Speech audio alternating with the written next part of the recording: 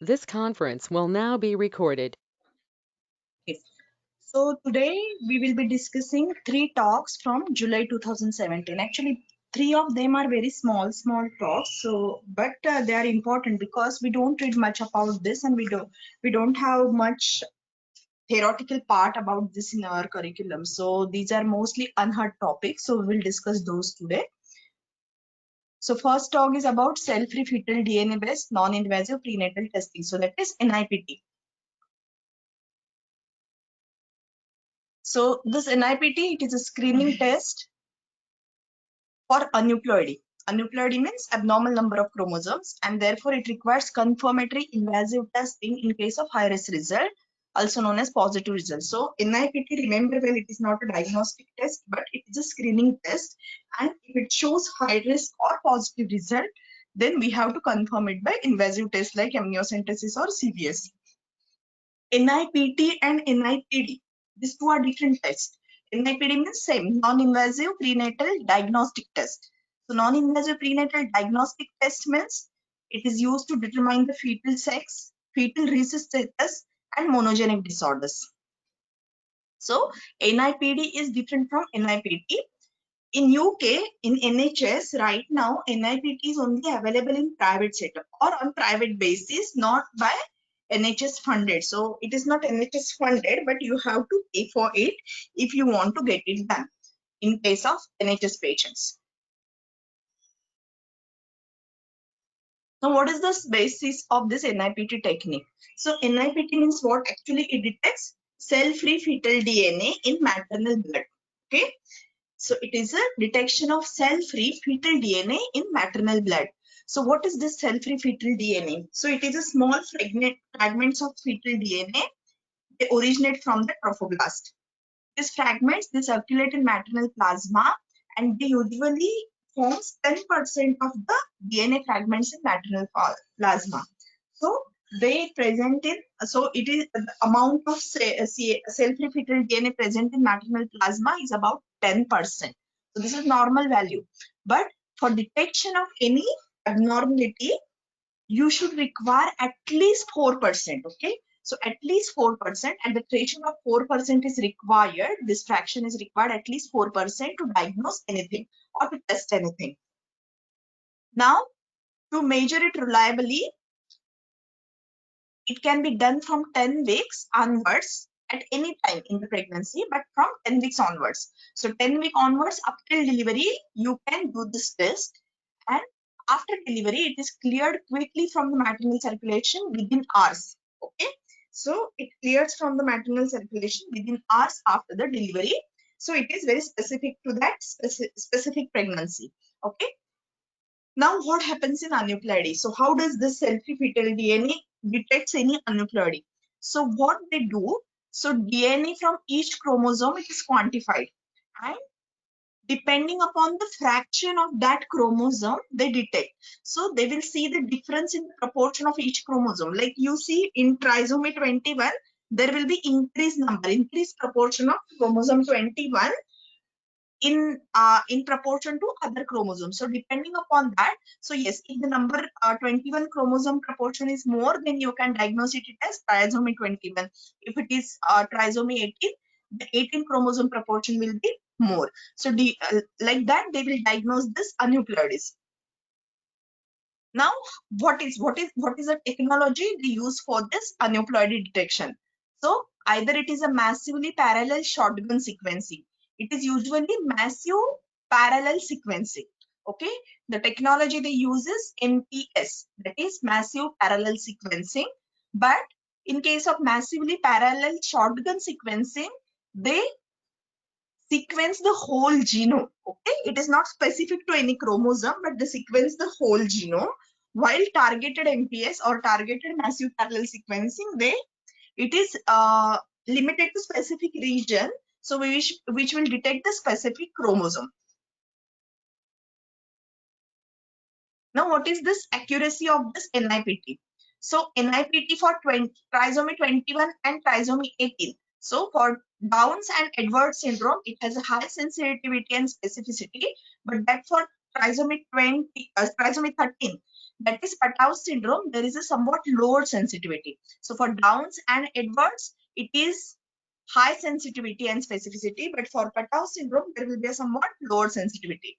Multiple pregnancy, the detection rate is around 93.7% for trisomy 21, remember well.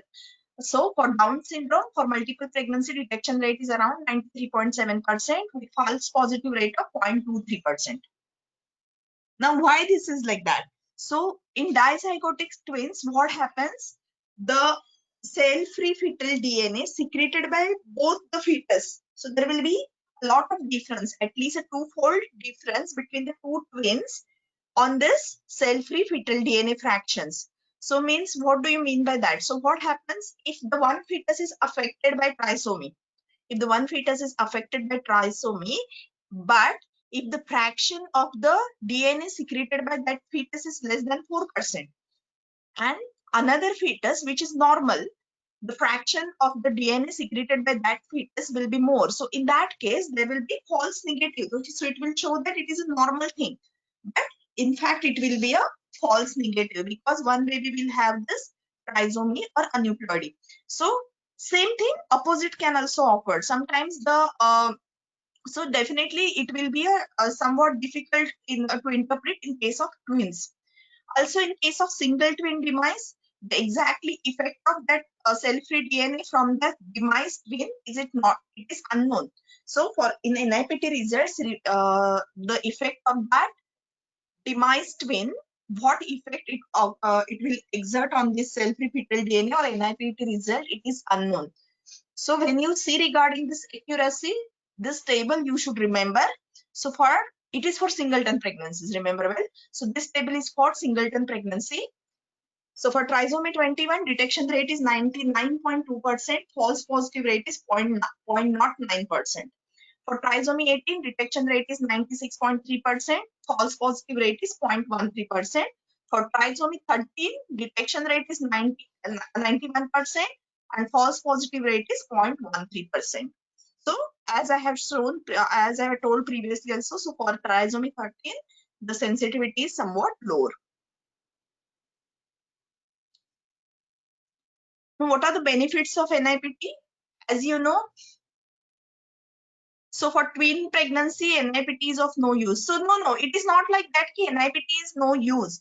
As I told you, the detection rate is 93.7%. So it is somewhat lower specificity it will have. Okay.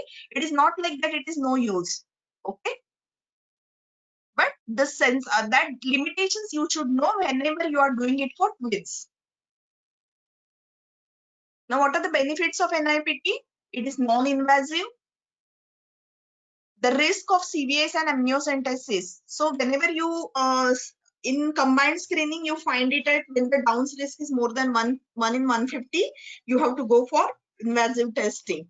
So with this invasive testing like CVS or amniocentesis, there will be adverse effects or side effects like pain, small risk of infection and miscarriage also. So these all are ameliorated by use of this NIPT. And processing time is also quick. It is around 3 to 5 days. While for amniocentesis or CVS, it is somewhat longer. It may take up to 2 weeks also. Disadvantages of NIPT. As I told you, it is a screening test. Yes, definitely it is a sensitive screening test than combined testing or any other, but it is not diagnostic. You have to confirm it by invasive testing if it comes as positive or high risk. And there is some this thing, it is known as rate of inconclusive. So results can be inconclusive. So the proportion of this inconclusive result is around 1.9 to 6.4%. So inconclusive result because maybe of low this thing low fetal DNA fraction in maternal blood. Okay, or sometimes test inherit like lab errors. There can be this inconclusive results. So now what are the reasons for this inconclusive or false results? So low fetal DNA fraction. Sometimes what happens before scan only, there will be vanishing twin, okay, which is not detected in scan also. So there might be a vanishing twin which has not been detected in scan also. So sometimes this may have some effect on the cffDNA. Also confined placental mosaicism, right? aneuploidy will be there, but it is only in placenta. Okay, so placenta and fetus, they both have different lineages, different cell lineages and different karyotype. It can occur sometimes. And sometimes maternal cancers or maternal copy numbers, like maternal genetic abnormalities or maternal cancers, can be also diagnosed with this NIPT. In that case also you will get inconclusive or false results. Now, what are the ethical issues when you want to do this NIPT? So what happens is patient do not understand what are the sequelae of this NIPT. They consider it as a routine screening test, okay? Just another routine, but they don't know that if it comes as a high risk, it may be responsible for Down syndrome, which may shows Down syndrome or somewhat other results also, which may require termination of pregnancy. So for that, adequate pre-test counseling should be done regarding the implications of this test. Okay. Also, then sex chromosome aneuploidies. So these sex chromosome aneuploidies, they can be present in the mother, or they can present in the baby also, or sometimes because of lower sensitivity they will not be diagnosed, or sometimes this sex chromosomal aneuploidies, they will present in mother and they will get diagnosed with this self repeat, because they are going to they will be doing this maternal chromosome analysis also, no, because with along with that maternal DNA analysis will be also done. So maternal genetic problems, maternal sex chrome aneuploidies and maternal cancers, these all things can be detected which is unwanted. Okay, and it may have some ethical issues like insurance problems, or sometimes because of future fertility concerns, and then learning difficulties can occur with this X chromosome aneuploidies. So all these get diagnosed which is unwanted, so it can have this ethical issues with doing this NIPT. So this is about this cffDNA talk. So questions on this talk, please answer in the chat box. How soon after delivery the cell-free fetal DNA cleared from the maternal circulation? Yes, all they are correct. So it is A, hours after delivery. Okay, so answer is A here. Next question, what is the threshold percentage of cffDNA that is required in maternal circulation before an NIPT can be undertaken? Yes, this is also very easy question. Yes, answer is 4% B. Next one, what is the potential impact of early twin demise on the result of NIPT?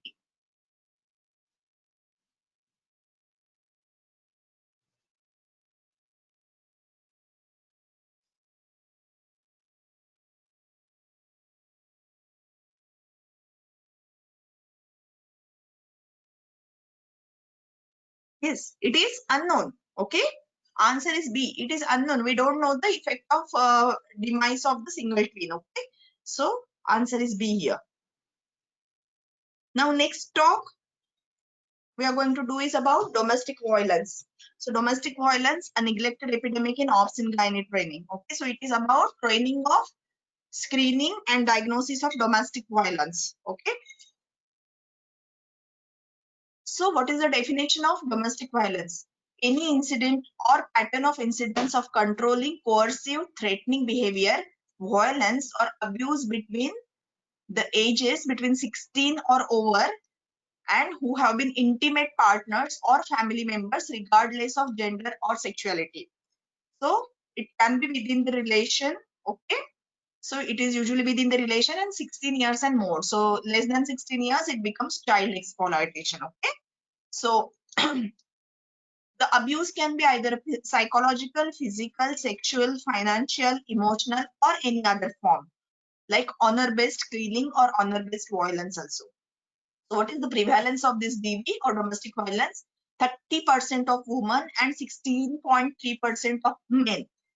Between the age of 16 to 59, they are reported that they have experienced at least one form of domestic violence during their lifetime. And per year prevalences or per year incidence, it is 7.1 per year. Okay. So 7.1% of women, they have experienced some form of domestic violence per year. 30% of cases of domestic violence, they start or escalate in pregnancy. So usually domestic abuse is very common in pregnancy. Fetal mortality rate because of this DV in pregnancy or domestic violence in pregnancy, it is about 16 per thousand affected pregnancies. Now, this diagnosis of domestic violence, usually the doctors are very poor in diagnosing in this domestic violence. Why? Because they feel very uncomfortable or inadequately informed about how to manage this. Also, they have cited the reasons like lack of confidence in both inquiring and dealing with such cases of domestic violence. So there will be some underdiagnosis of this domestic violence because of somewhat negligence or misunderstanding of this domestic violence by healthcare professionals. So now what to do for this? Increasing the screening. So like you can see the incidence of, can you hear me? My voice is clear?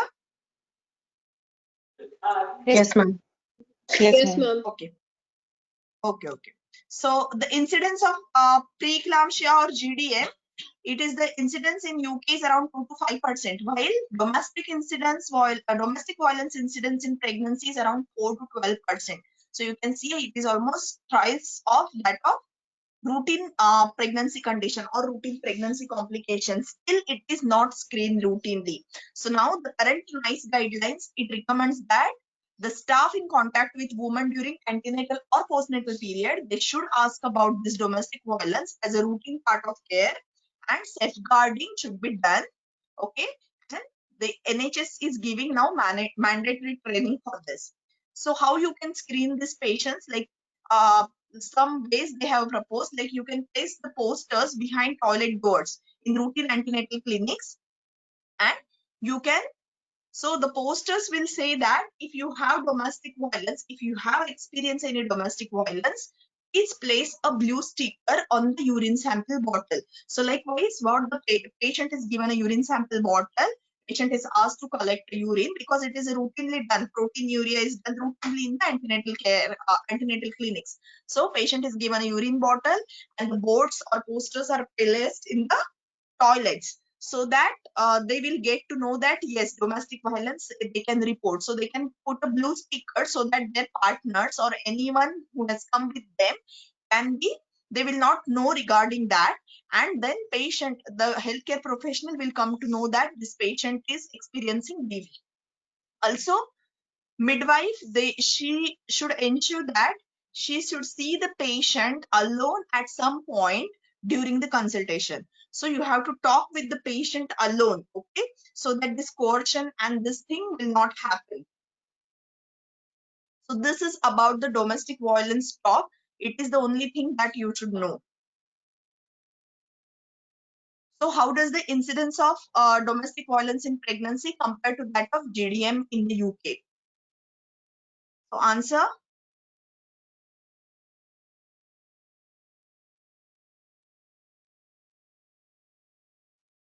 Yes, actually, see here the answer is C. The TOG SPAs which you have got the folders of this TOG SPA, it has given the answer as D. Okay, the answer given by TOG was D, but finally they have corrected the error in that TOG only. So if you get the new TOG, okay, new downloaded TOG, not a previous printout. If you take a new downloaded tab, they have directly mentioned that error that previously GDM incidence in that TOG was given was 0.05%. Okay, it was a 0.05%. It was given in the TOG, but finally they have corrected and they have given that the incidence of GDM and T is around 2 to 5%, while that of domestic violence is around 4 to 12%. So it becomes almost 3 times. Okay, so answer is C here. So please correct that answer if you are still following that answer. Okay. Now next, it has been documented that healthcare workers are reluctant to ask or feel uncomfortable asking patients about domestic violence. Several reasons have been cited for this. What is the most unlikely reason for this? Most unlikely.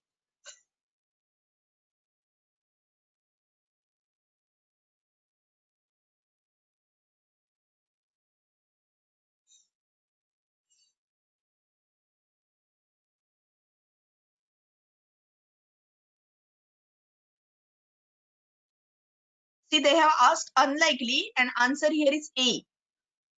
Anxiety about potential impact. What is going to happen with their GMC license? Correct? Yes, they can feel inadequate information, they can feel lack of confidence, they can feel uncomfortable. But what is going to happen with the GMC license? Correct? So answer is A here.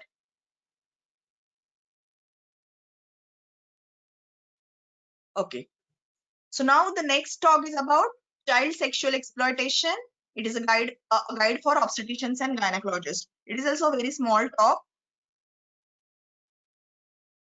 So what do you mean by CSE or child sexual exploitation? So sexual exploitation of children and young people under 18 years.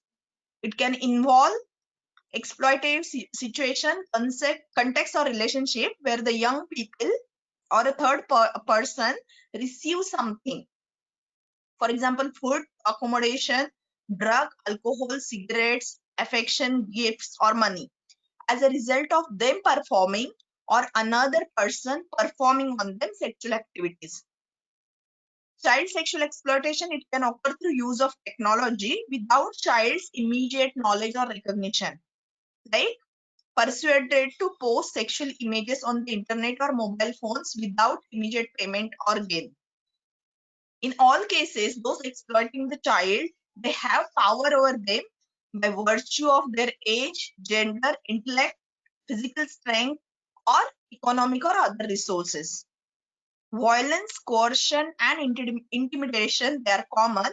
Involvement of exploitative relationship being characterized in the main by child or young person's limited availability of choices, resulting from their social, economical, or emotional vulnerability. Okay, so here basically child is a vulnerable individual which was exploited by a person which have a power over them. That is the basic idea behind this child sexual exploitation. So what is the impact of the CSE? It is between 5 to 17% of children who are under 16 years of age, they experience sexual abuse, and 1 in 3, more than 1 in 3. So 33% almost, they do not disclose it in the childhood. And it occurs in all social and ethnic backgrounds and often unreported. Now, how they can present to the obs-gynae department? So usually girls may present to antenatal services by becoming pregnant, and they can come repeatedly in the antenatal clinics. So repeated visits in the antenatal clinic or repeatedly seeking emergency contraception or termination of pregnancy. Substance misuse or mental health problems, or they can frequently attend for STIs, sexually transmitted infections, or for treatment of PID. So these are all indications of child sexual abuse. So now what are the questions that you have to ask whenever you are suspecting any child sexual exploitation? So you have to ask her or him, are you in a relationship? And here confidentiality should be maintained, confidentiality, and also you have to be very sensitive. Okay, so the questions you have to ask is, are you in a relationship? Can you tell me about it? Are you happy? What's going well in your relationship? How were the things at the beginning of the relationship? Has anything changed, such as how you feel about yourself or how your partner treats you? Are you happy with the sex you are having? How do you feel about your situation? Do you feel good about yourself? So the personal image and the relationship, the power in the relationship, all that you have to explore. Now, what are the risk factors or vulnerable groups which are associated with this child sexual exploitation? So friends with young people who are already sexually exploited. Gang association either through relatives, peers, or intimate relationship. Then unsure about their sexual orientation or unable to disclose sexual orientation to their families. History of abuse like familial child sexual abuse, risk of forced marriage, risk of honor-based violence, physical or emotional abuse or neglect. Learning disabilities, low self-esteem or self-confidence, homelessness, living in a chaotic or dysfunctional household like parental or substance use, domestic violence, parental mental health issues, or parental criminality. Living in a gang neighborhood, living in residential care, living in hostel, bread and breakfast accommodation, or a foyer, attending school with children and young people who are already sexually exploited, young carer, or recent bereavement or loss. So all these are vulnerable groups for this child sexual exploitation. Now, what are the law regarding this child sexual exploitation? So a child does not become an adult until they reach their 18th birthday. The age of consent to sex, it is 16 years. Sexual activity under 13-year-old, it is unlawful. Okay. So with their consent also, it is unlawful because they do not have the capacity to consent it. So it constitutes rape. So with consent also, if it is under 13 years, it becomes rape. Any sexual activity involving under 16 years old is unlawful, but the law takes into account the circumstances of peer-to-peer sex. So previously also I have explained to you that peer-to-peer sex means when the age difference is less than 3 years. Now, what you should do if you suspect any CSE, that is child sexual exploitation. So child sexual exploitation, it is always a safeguarding issue. So you have to be always in the position to safeguard them. So how to safeguard them? So first you have to raise these concerns with the child. So first you have to confront with the child. You have to confirm that the child is having this CSE, and then you have to share the information by following local safeguarding protocols. So first you have to confirm it with the child, and then you have to inform local safeguarding people. So local safeguarding protocol, it must be followed immediately to minimize the risk. And the clinician should be aware of named individuals for safeguarding in their trust. So every trust or every hospital, they will have a child safeguarding people. Okay, and they should be immediately informed. If there is any concern about child physical or mental health, then onward referral to specialist service should be done. Clear documentation of that issue should be done. And then multi-agency. So it is a multidisciplinary meeting, like multi-agency sexual exploitation meetings, multi-agency child exploitation meetings, or multi-agency safeguarding hubs. They should be contacted, and so these safeguarding protocols, they should be followed for this CSE. So this is about this child safeguarding talk, or child sexual exploitation talk. So these are the question, answer in your chat box. What action should be taken if there are concern about child sexual exploitation involving a 17-year-old girl who is attending the antenatal clinic?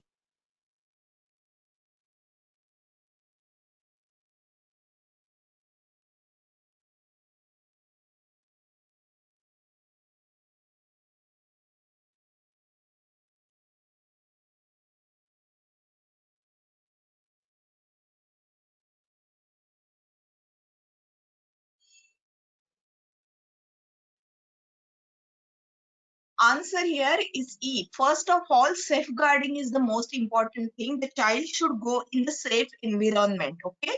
Before arranging any multidisciplinary team consultation or anything, first you have to confirm it, raise the concerns with the child herself, and then share the information following local safeguarding protocols. So answer is E here. Next, a 17-year-old girl is receiving her antenatal care in your unit. She is booked at 12 weeks of gestation. What in her history will make you suspect child sexual exploitation?